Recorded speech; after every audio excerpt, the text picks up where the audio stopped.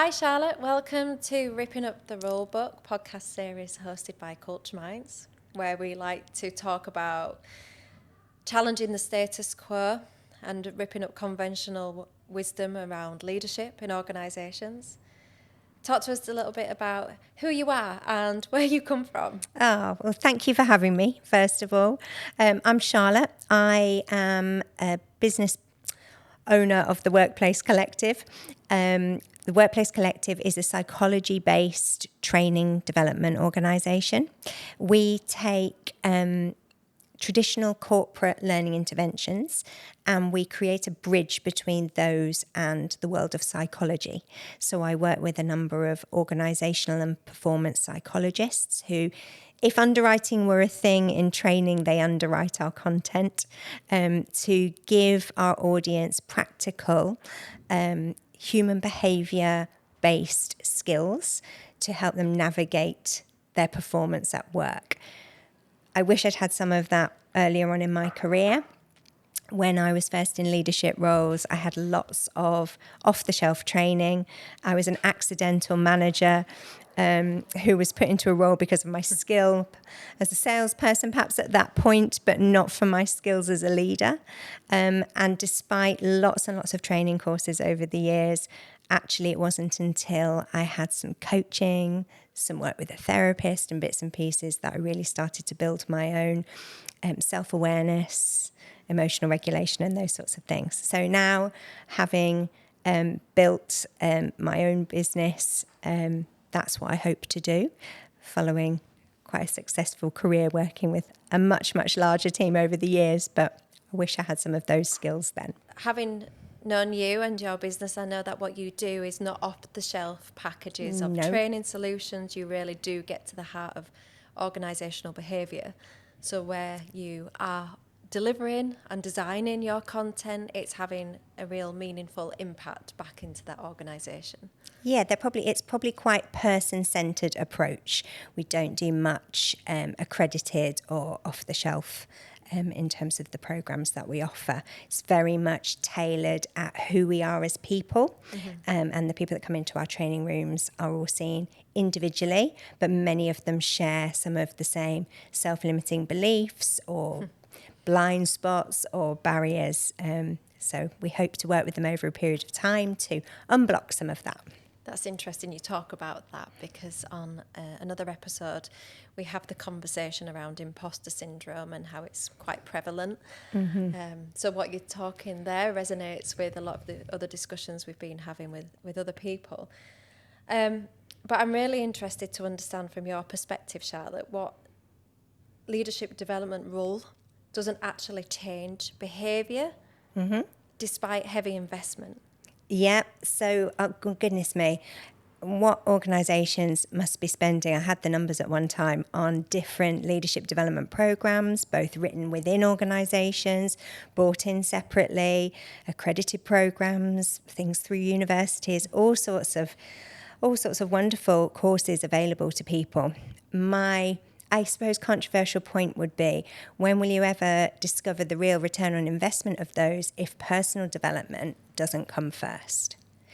Because I think that we can learn theory, we can learn models, we can learn best practice, we can even wax lyrical about what best practice is.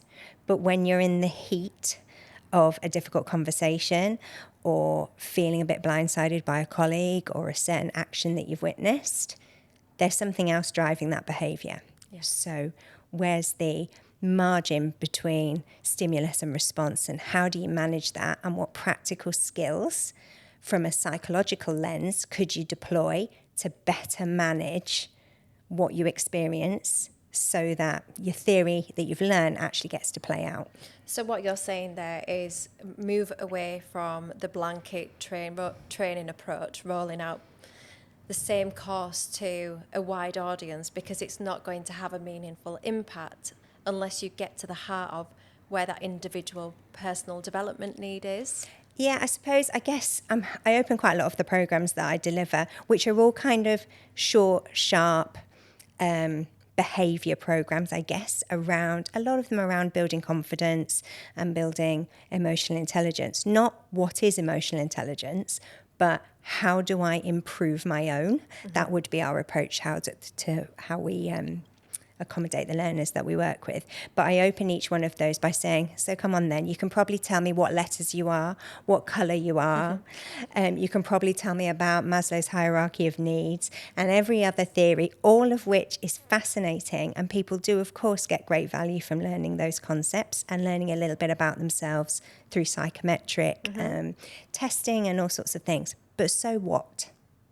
How does that actually help you when you need to shift something, when something makes you feel deeply uncomfortable and you're triggered by something that is beyond your control? And a lot of those models people will recognise from their days of studying, and the renowned Maslow's hierarchy of needs is something that I guess the majority of our audience will know and understand.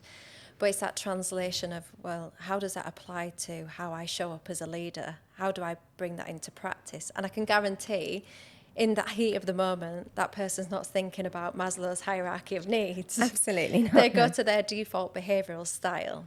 So it's that Yeah. recognition of where I'm at and where I probably need to be in my journey. Yeah, and how can I learn some new skills to help me manage that discomfort? It's not a case of us ever being able to get somebody to the point where these triggers and points where they revert to a certain type are avoidable. It's not about avoiding, it's about choosing how you respond and learning some skills and techniques from the therapeutic world that can serve you quite well in the moment. Yeah. So whether that's pausing for breath, whether that's practicing curiosity, whether that's some reflective practice, all of these bite-sized skills that you can acquire can be so beneficial, I think, in And it doesn't need to switching. feel overwhelming. I think, so what you're saying there is that self-awareness piece is the first step in that process, Yep. recognising where you may need to take or choose a different response. Yes. And then leveraging on those small building blocks that you help to deliver in terms of how am I going to respond differently in this situation. Yeah, so you might be experiencing conflict within a team meeting, and maybe that would typically make you retreat and not share your voice because you find that quite uncomfortable. Catching that, recognizing that that's how you're likely to respond before allowing yourself to respond in that way, Yes. taking a moment, pausing, and then rejoining the conversation with greater control, not letting it not letting it make you shrink. That's a tough gig, isn't it, to do that when you're in that moment and having to pull on those techniques and maybe have moments of reflection. And I guess, you correct me if I'm wrong, but I'm making an assumption here. People are reaching out to you because primarily they're wanting to create high-performing teams and creating strong leadership. But I get a question that I've got for you is, what's the biggest blind spot leaders have in that space when they are aspiring to create these high-performing teams? I think lots of people mistake climate for culture. So what does it feel like today? Is everybody smiling? Is everybody engaging well in the team? How are people behaving? It can seem all really rosy on the surface. If you think about the hummock part of the iceberg, it can seem all rosy there. But actually, what happens when some difficult feedback is delivered? What happens when somebody makes a mistake? That's the real kind of test of what's going on underneath. And I think we can kid ourselves in thinking people don't leave here, everybody's happy, oh, everyone likes Charlotte, she's a great leader, and things like that. And I think you can mistake that for being healthy culture. Yes. And actually, a culture where there is no conflict, healthy conflict, is actually arguably more toxic than an environment where everybody seems to be paddling along and getting on great on the surface. It would suggest a culture of fear where nobody would dare stick their head up above the parapet. Yeah, or where they're not psychologically feeling safe enough to do so because they're frightened they'll get shot down, yeah. So how do you help organisations move away from the surface level values and behaviours to something that's more embedded and that is culturally the norm? it's all about behaviour for us. So I work with behaviour experts at the end of the day. And these aren't skills where it's like other training interventions where it's a one and done. We will come in, introduce a concept, leave people with some actionable takeaways, but they will have to practice those over time. These have to become new habits. You know, I'm not all of a sudden going to be told that my flight or fight response is triggered by this, and this is what I can do about it, and then it'll be all fixed. Yeah, I'm going to have to be curious. When is this feeling likely to show up? What do I do about it when it does? And you have to train that habit. It has to become your natural go-to to think, how am I feeling today when you wake up in the morning? Am I feeling a little bit unsettled today because of something that's going on, maybe outside of work? And is that therefore likely to make me respond in a slightly more unhelpful way than I would ordinarily want to? Just being, curious, aware, present, and using some of these self-soothing, self-regulating psychological tools, bringing them to work, that they would historically only have been maybe found in the therapy room. We're not taking our delegates to therapy by any stretch. That wouldn't be that would be crossing a boundary.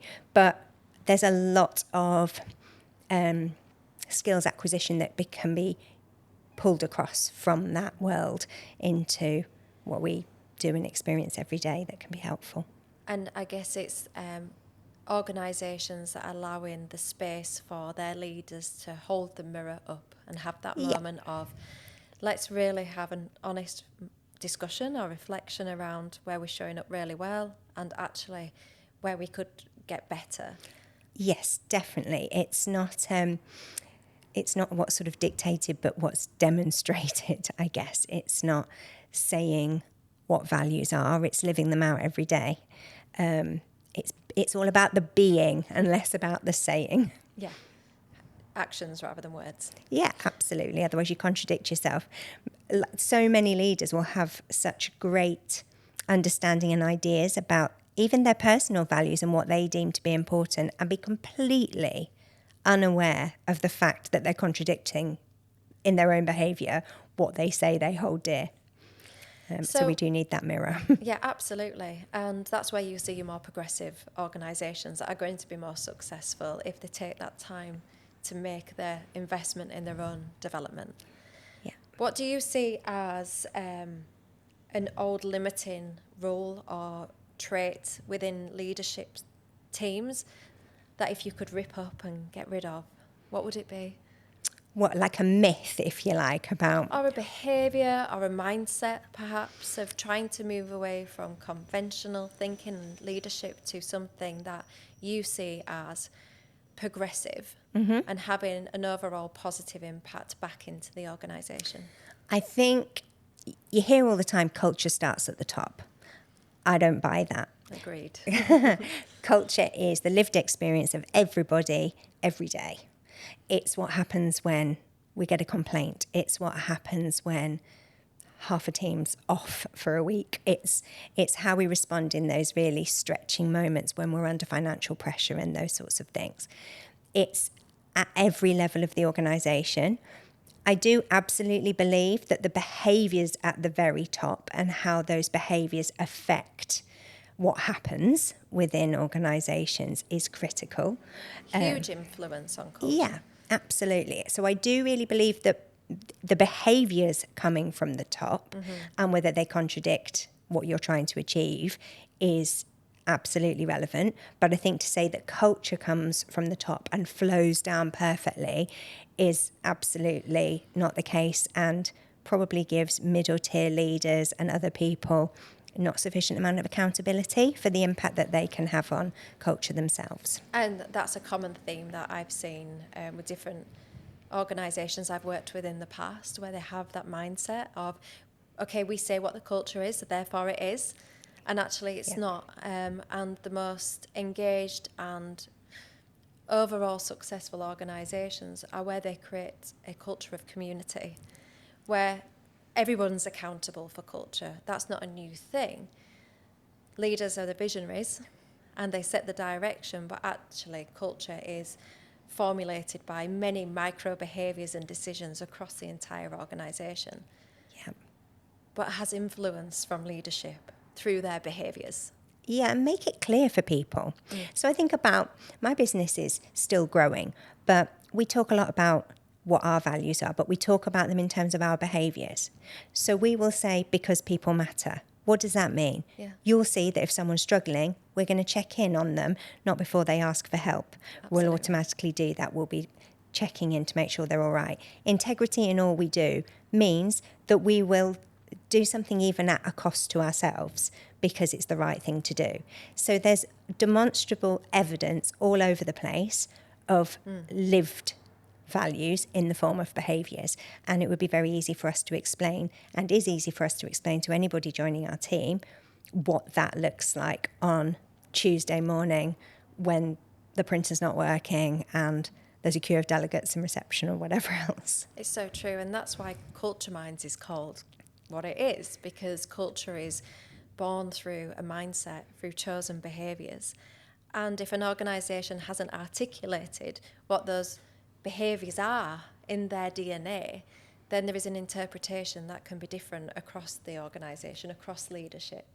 So commonality in terms of how you've just described integrity, for example, is so important, that the message behind that, what it means to us, is consistent, and that the leadership team are consistent through action.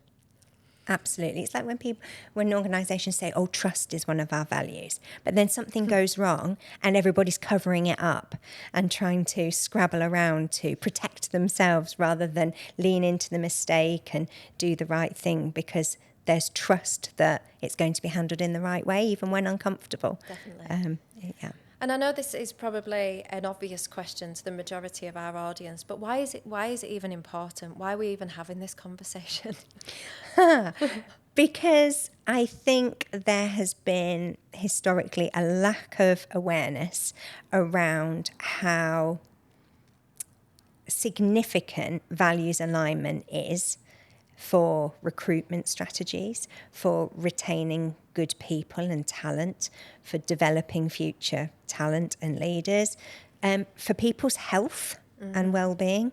Where there's values disruption, or where say I hold integrity, which I do very, very dearly, but I work in an environment where I don't see that played out, that actually can start over a period of time to really grind you down. Absolutely, and there's lots of evidence around how values misalignment can maybe be contributing to burnout and other really serious health issues. So keeps us healthy, keeps us happy, keeps organisations performing. Absolutely, and from a commercial lens, if you don't have an engaged, happy, motivated team, that is definitely going to impact on your performance, your productivity, and eventually the bottom line. So there's bags of science out there to prove the theory on this point, but there is an absolute link between the two. Organisational performance is absolutely determined by how happy and engaged your team are. Yeah, absolutely. And when people need to go the extra mile, and hard work shouldn't be something that's frowned upon these days, it's perfectly okay to ask your teams to work hard, but they're going to be happier, more comfortable, more resilient in doing so if they feel really closely aligned with what the organisation's about and accepting and approving and understanding of the behaviours that are required of them. Yeah, I think the majority of progressive organisations understand the investment in culture. I guess we still have some way to go for maybe more traditional organisations to see that culture isn't something abstract. Or as it often got referred to in my earlier career, that pink and fluffy thing that you talk about that sits over somewhere else, actually is intrinsically important to the overall performance and success of any business. Yeah, absolutely. I really do think a lot of it comes back to blind spots. I think most people would be well intended. I think it's when you don't have the walking mirror next to you, or the opportunity for some reflection, or the skills to be able to do that for yourself, that you can unintentionally behave in a different way to that which you're trying to. And it's not just a suggestion that this is a good thing. What we're saying today is that it's a necessity, not just for that individual's own professional development, but for the overall success and longevity of the organisation. That investment in leaders is a continuous need, not only for new and aspiring leaders, but those that are already in situ, but maybe have got learnt behaviours from predecessors that did things in their own way. Yeah, absolutely. There's lots around inherited culture and inherited practice. Just switching up one leadership team or something won't necessarily change something that's been sitting there for a really, really long time and is pre-learnt behaviours, as we said before. So I think that, I think there's looking a bit deeper beneath the surface is really, really important. I think back now to some of the clangers I've made over time. We've all had. I was certainly authentic. I was certainly caring. But would I, be a bit worried to own up to a mistake? Yeah. Absolutely. Did anyone make me feel like that? No, I had no reason to be like that. But was I therefore demonstrating that it wasn't seemingly safe to make mistakes? Yes. Now, that was actually more down to my personal pride and some stuff going on for me. But it would have played out as though I was creating a picture where it wasn't safe to make mistakes. Yeah, so that almost casting that leadership shadow to the people who you're role modelling to unintentionally create an environment where we don't make mistakes. Yeah, absolutely. And your own, I remember going on sales training back in, the early 2000s, and people talking about mood hoovers and avoid the neg and all of these things.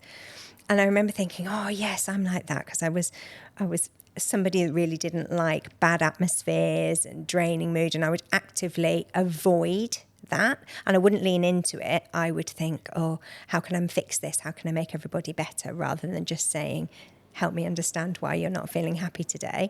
So we do all of that. And a therapist said to me years and years later, when I said, I can't stand negative behaviours and I can't stand negative atmospheres and things, she simply said, can't stand or can't cope. And I thought, that was a real blind spot for me. I was thinking it was about other people's behaviour and maybe not about my own discomfort. Yeah. And again, that's a holding the mirror up to yourself moment, I guess, there. Yeah. And it's okay to say, maybe I didn't get that right then, but I've learned from that, and now I take a different approach. So I guess, again, going back to our audience that are listening today, which I suspect will be leaders in some way, shape or form, whatever title that may come with, will probably understand this because it's not a new subject that we're talking about today. But what one piece of advice would you be giving to them to say what change they can make to perhaps make the cultural shift towards the topic we've been discussing today? In everything. What's the one thing they should do differently? Yeah. In everything that they do, in everything that they experience, ask themselves what part might they have contributed to that and what might be driving that contribution. So they might not be able to, it might be quite uncomfortable at first to think, how have I contributed to this problem? Because we might, that natural defensiveness that we've all got might be the first thing that happens and stop them from doing that. But be curious. What if in some way my behaviour and my reaction was contributing to this? And what might be happening for the other person? So I guess being willing to be curious and vulnerable. And when you do discover that maybe there is or isn't some accountability for you, being authentic enough to show it. And would you say then to somebody who is, I don't know, the overall CEO, founder of a team, that they open and lean into this conversation with their team to say, maybe when was the last time we had a real honest and frank conversation about how we're showing up as leaders? So that what you've described there is that accountability piece as an individual.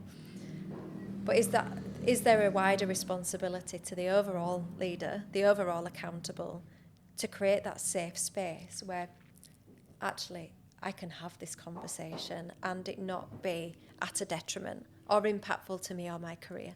Yeah, absolutely. I think just, as you say, honest conversation,